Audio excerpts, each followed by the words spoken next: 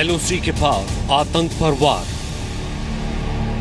सेना ने surgical strikes कल उन लॉन्च पैड्स के ऊपर किए हैं।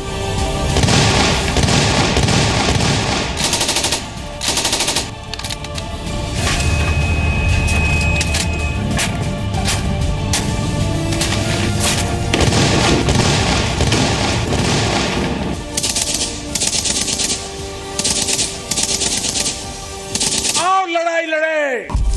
शानदार प्लानिंग, जानदार जवाब।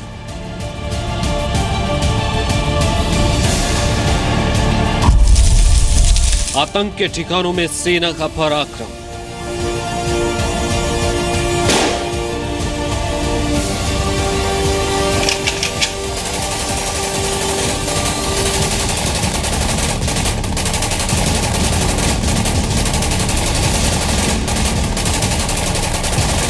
सेना बोलती नहीं है, सेना पराक्रम करती है। पूरी तैयारी के साथ सेना का action.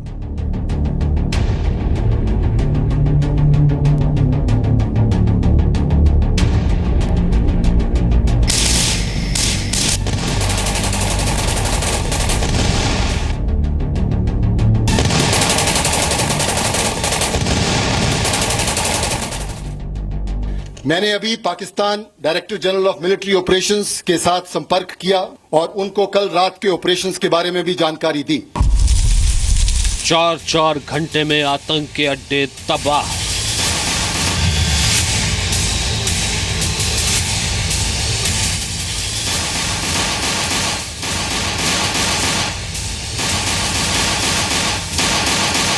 In counter terrorist operations के दौरान आतंकवादी और उनके समर्थकों को भारी नुकसान पहुंचाया गया है। दमदार जोड़ी, दमदार एक्शन। नमस्कार, जी न्यूज देख रहे हैं आप। मैं हूं आपके साथ अदिति अवस्थी। पाकिस्तान के खिलाफ सर्जिकल स्ट्राइक किस तरह हुई ये दिन भर आपने देखा होगा, लेकिन हम आपको बताएंगे कि किस तरह इस एक्शन की पूरी रणनीति बनी। दरअसल पीओके में सर्जिकल स्ट्राइक की पूरी तैयारी करने में राष्ट्रीय सुरक्षा सलाहकार अजीत डोवल का सबसे अहम रोल था। अजीत डोवल की अगुवाई में ही आतंक के अड्डे तबाह करने की पूरी रणनीति की तैयारी की गई। देखिए रिपोर्ट।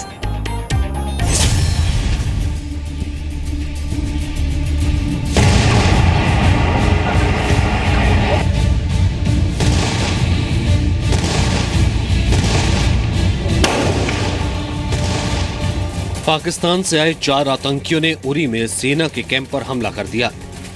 फायरिंग करते हुए पाकिस्तानी आतंकियों ने हैंड ग्रेनेड से हमला किया। गोलीबारी और आग में सेना के 19 जवान शहीद हो गए। कश्मीर में सेना पर यह सबसे बड़ा आतंकी हमला था। इस हमले ने भारत को पाकिस्तान के आतंकवाद पर नए सिरे से सोचने को मजबूर कर दिया। पाकिस्तान के खिलाफ कड़ा रुख जताने वाले पीएम मोदी के लिए उरी आतंकी हमला सबसे बड़ी चुनौती बन गया और इसी के साथ शुरू हो गई पाकिस्तान पर पलटवार की तैयारी। उरी हमले के 2 दिन बाद यानी 20 सितंबर को पीएम मोदी ने साउथ ब्लॉक के वार रूम में करीब 2.5 घंटे तक मीटिंग की। इस मीटिंग में पीएम ने आतंकियों के खिलाफ सैनिक कार्रवाई की रणनीति को लेकर के चर्चा की। इस मीटिंग में अजीत डोवल भी मौजूद थे। वॉर रूम में पीएम को पावर पॉइंट प्रेजेंटेशन दिया गया। एक बड़ी टेबल पर बाकायदा पाकिस्तान में आतंकियों के अहम ठिकानों के नक्शे दिखाए गए। पीएम को रेत से बने मॉडल दिखाए गए। ये मॉडल पाकिस्तान में बने आतंकी कैंपों के थे। तीनों सेनाओं के चीफ ने बताया कि किसी ऑपरेशन के सूरत में इन ठिकानों पर कैसे कार्रवाई कर सकते हैं। लेकिन सर्जिकल स्ट्राइक से पहले अजीत डोवल ने खुफिया एजेंसियों से आतंकियों के ठिकाने के बारे में पुख्ता जानकारी देने को कहा। उनसे पूछा गया कि किस कैंप में कितने आतंकी मौजूद हैं और इस काम में रॉ यानी रिसर्च एंड एनालिसिस विंग का काफ़ी अहम रोल था। एक तरफ खुफिया एजेंसियां जानकारी जुटाने में लगी रही, वहीं दूसरी तरफ अजीत डोवल सेना के साथ ऑपरेशन की रणनीति बनाते रहे। 24 सितंबर यानी कोझिकोड में बीजेपी की रैली के बाद भी पीएम ने सेना प्रमुखों के साथ अपने घर पर बैठक की। इस बैठक में भी उरी हमले को लेकर जवाबी कार्रवाई पर चर्चा हुई। सर्जिकल स्ट्राइक की फाइनल तैयारी हुई बुधवार को। सूत्रों के मुताबिक तीनों सेना के प्रमुखों ने रक्षा मंत्री को ऑपरेशन के बारे में पूरी जानकारी दी। एक तरफ सेना सर्जिकल स्ट्राइक की तैयारियों में जुटी थी तो दूसरी तरफ अजीत डोभाल सर्जिकल स्ट्राइक से आगे की चुनौतियों से जूझने में जुट गए थे। बुधवार को अजीत डोभाल ने अमेरिकी एनएसए सुजन राइस से फ़ोन पर बात की। इस बातचीत में उन्होंने अमेरिका को सर्जिकल स्ट्राइक के बारे में जानकारी दी और भरोसे में लिया। इसके बाद अमेरिका के साथ साथ ब्रिटेन को और कई और देशों को भी सर्जिकल स्ट्राइक के बारे में जानकारी दी गई। दुनिया की महाशक्तियों को जानकारी देने के बाद शुरू हो गया भारत का एक्शन। रात 12:30 बजे से लेकर सुबह 4:30 बजे तक सेना के पैरा कमांडोज ने एलओसी के पार जाकर आतंकवादियों के घुसपैठ करने के ठिकानों को निशाना बनाया।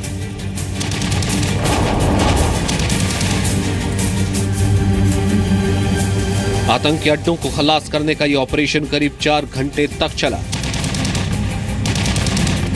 दिल्ली में सेना के ऑपरेशन रूम में राष्ट्रीय सुरक्षा सलाहकार अजीत डोभाल लगातार इस ऑपरेशन पर नजर बनाए हुए थे। वो सर्जिकल स्ट्राइक से जुड़ी एक एक खबर को मॉनिटर करते रहे।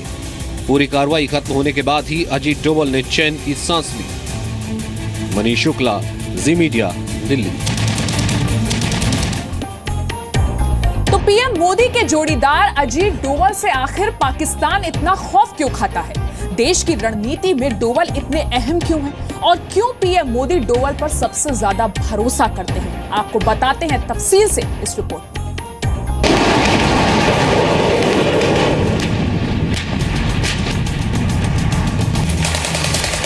पाकिस्तान पर भारत की सर्जिकल कार्रवाई देश के शहीदों को सबसे बड़ी सलामी है।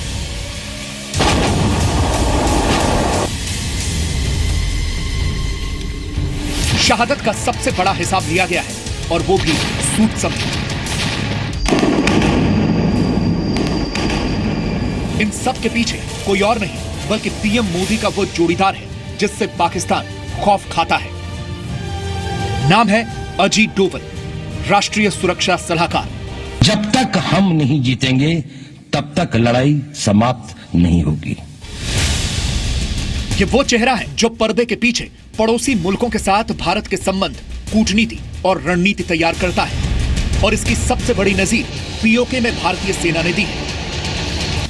जिस वक्त पाकिस्तान के प्रधानमंत्री यूएन में भारत के खिलाफ जहर उगल रहे थे, उस वक्त डोभाल जवाबी कार्रवाई की रणनीति बना रहे थे। दिल्ली में सेना और खुफिया अधिकारियों के साथ बैठकें कर रहे थे और पाकिस्तान को उसके घर में घुसकर जवाब देने का चक्रव्यूह रच रहे थे। वैसे डोभाल की दहाड़ पाकिस्तान को पहले भी डराती आई है। पाकिस्तान किसी भी न्यूक्लियर वॉर में के बाद पाकिस्तान राष्ट्र नहीं रहेगा, भारत फिर भी रहेगा। अगर कुछ नुकसान हुआ भी तो जितने बचेंगे वो फिर भी इतने काफी होंगे कि दुनिया के ऊपर में अपनी उसको ले जा सकते हैं। अजीत डोभाल पिछले कई दशकों से आतंक के खिलाफ भारत का सबसे बड़ा चेहरा रहे हैं।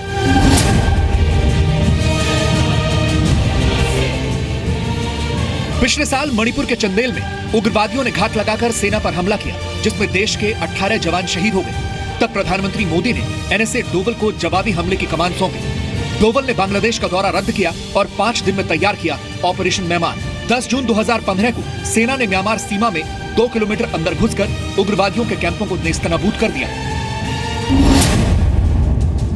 1988 में अजीत डोभाल ने ऑपरेशन ब्लैक थंडर की अगुवाई की। अमृतसर के स्वर्ण मंदिर से आतंकियों को निकालने के लिए ऑपरेशन चलाया गया, जिसमें डोभाल लीड रोल में रहे। रिक्शा चालक बनकर डोभाल ने मंदिर में एंट्री की और आतंकियों की पूरी जानकारी जुटाई। डोभाल ने पंजाब पुलिस, राष्ट्रीय सुरक्षा गार्ड और खुफिया ब्यूरो के साथ मिलकर ऑपरेशन को अंजाम दिया। 1986 में आईबी में रहते हुए डोभाल ने पूर्वोत्तर में उग्रवादियों के खिलाफ अभियान चलाया। अंडरकवर एजेंट बनकर उन्होंने कई उग्रवादी समूहों को देश के पक्ष में कर लिया, जिसके बाद बाकी उग्रवादियों को भारत के साथ शांति समझौता करना पड़ा। आइए अब एक नजर डालते हैं अजीत डोभाल के करियर ग्राफ पर। मूल रूप से उत्तराखंड के रहने वाले अजीत डोभाल 1968 बैच के आईपीएस ऑफिसर हैं। 1972 में डोभाल इंटेलिजेंस ब्यूरो यानी आईबी से जुड़े। नौकरी के दौरान ज्यादातर समय वो आईबी में ही रहे। 1990 से 96 तक पाकिस्तान में डोभाल अंडरकवर एजेंट रहे। उर्दू समेत कई देशों की भाषाएं जानते हैं। नौकरी के दौरान डोभाल नॉर्थ ईस्ट, जम्मू कश्मीर और पंजाब में भी तैनात रहे। 2005 में डोभाल आईबी के डायरेक्टर पद से रिटायर हुए। 2014 में मोदी सरकार बनने के बाद डोभाल को देश का राष्ट्रीय सुरक्षा सलाहकार बनाया गया। पाकिस्तान जैसे आतंकी देश के लिए डोवल का नाम ही काफी है। पाकिस्तान की हुकूमत से लेकर खुफिया विभाग तक में डोवल का डर है। हमारे पास वो इच्छा शक्ति है, वो दृढ़ संकल्प है, और जब तक हमारे पास वो है, हमारी लड़ाई जारी रहेगी। पीओके में सर्जिकल स्ट्राइक के जरिए डोवल ने एक बार फिर पाकिस्तान को डरा दिया है। ब्यूरो रिपोर्ट, जी मीडिया।